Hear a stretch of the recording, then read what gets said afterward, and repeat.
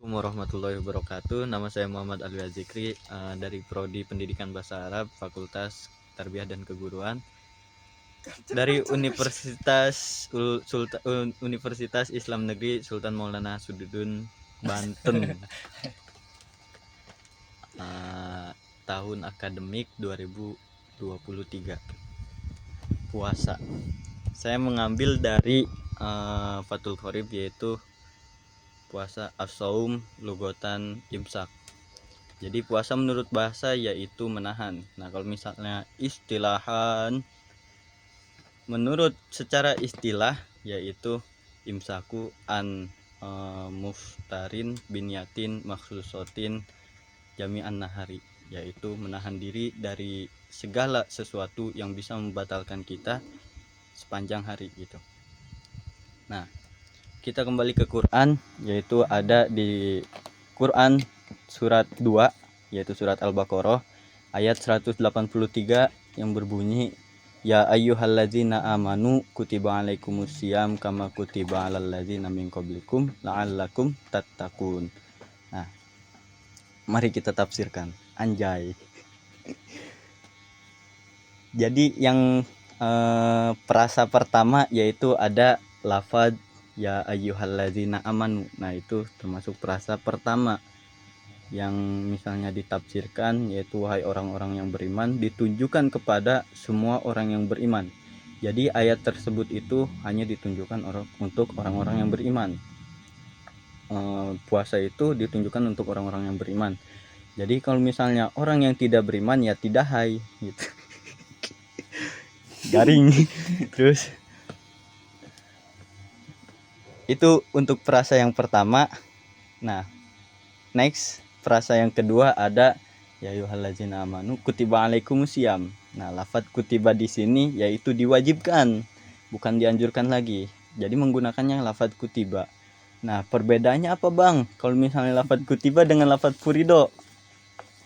Perbedaannya, lafaz kutiba itu untuk sesuatu yang benar-benar dianjurkan dengan waktu yang sudah ditentukan gitu. Seperti misalnya puasa, sholat gitu. Nah, lafaz kutiba di sini bisa menjadi penegas bahwasanya ke sesuatu itu harus diwajibkan gitu, dengan mempunyai waktu yang tertentu. Seperti misalnya puasa yang diwajibkan yaitu bulan puasa, bulan Ramadan gitu. Nah, dengan sholat gitu, itu juga sudah ditentukan waktunya, subuh, zuhur, asar, maghrib, isya. Itu lafaz kutiba. Sedangkan kalau misalnya lafaz furido, nah itu untuk ibadah, sesuatu ibadah yang tidak ditentukan waktunya, seperti misalnya sodako, atau misalnya sodako itu kan bisa kapan saja gitu, seperti misalnya berzikir atau apalah, itu bisa kapan saja. Nah, itu makanya dengan menuntut ilmu juga itu termasuk furido, jadi tidak bisa ditentukan waktunya, jadi kapan saja kita menuntut ilmu gitu. Itu perbedaan antara lafaz kutiba dengan lafaz furido. Itu jadi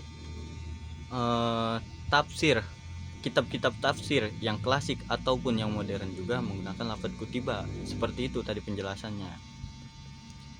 Jadi sangat diwajibkan bagi kalian orang-orang yang beriman, untuk tadi redaksi yang awal, yaitu untuk berpuasa gitu.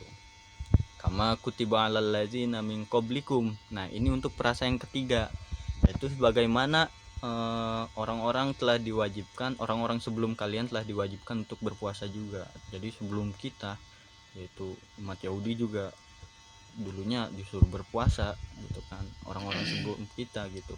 Nah, kita ambil pelajaran dari situ gitu. Dengan berpuasa juga kita bisa menahan hawa nafsu dari semuanya gitu. Nah, untuk apa sih puasa itu? Ada di penghujung ayat, yaitu lafaz la'allakum tattaqun.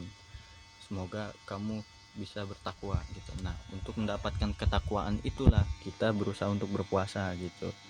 Ya, walaupun tidak ya bahwasanya takwa itu hidayah dari Allah Subhanahu wa taala, tetapi apa salahnya kita berusaha. Bener begitu, Bang? Bener. Terus nah, dari 4 perasa itu bisa disimpulkan bahwasanya mengapa kita harus berpuasa. Nah, gitu. Dari yang pertama, perasa yang pertama itu mengapa kita harus berpuasa? Itu untuk kita supaya beriman, lebih beriman kepada Allah Subhanahu wa taala. Karena kalau misalnya kita tidak puasa, ya kita melanggar larangan Allah yang jelas-jelas sudah ditentukan di dalam Al-Qur'annya ayat 183 surat Al-Baqarah itu tersebut. Nah, kalau misalnya kita melanggar, yaitu kita melanggar aturan Allah seperti itu. Jadi agar kita beriman lebih, maka kita berpuasa. Itu untuk menambahkan keimanan kita. Makanya harus berpuasa. Terus kalau misalnya dari sudut pandang perasa yang kedua, yaitu kutiba alaikumusiyam, seperti yang tadi yang saya bilang itu sangat diwajibkan puasa itu. Maka apa alasan untuk kamu tidak berpuasa gitu? Dosa loh, batal puasanya, mokel kamu, aris kamu puasa kamu. Terus untuk perasa yang ketiga, kama kutiba alal ladzina min qablikum. Nah, itu juga kita bisa mengambil dari suri tauladan orang-orang terdahulu gitu. Kenapa kita berpuasa?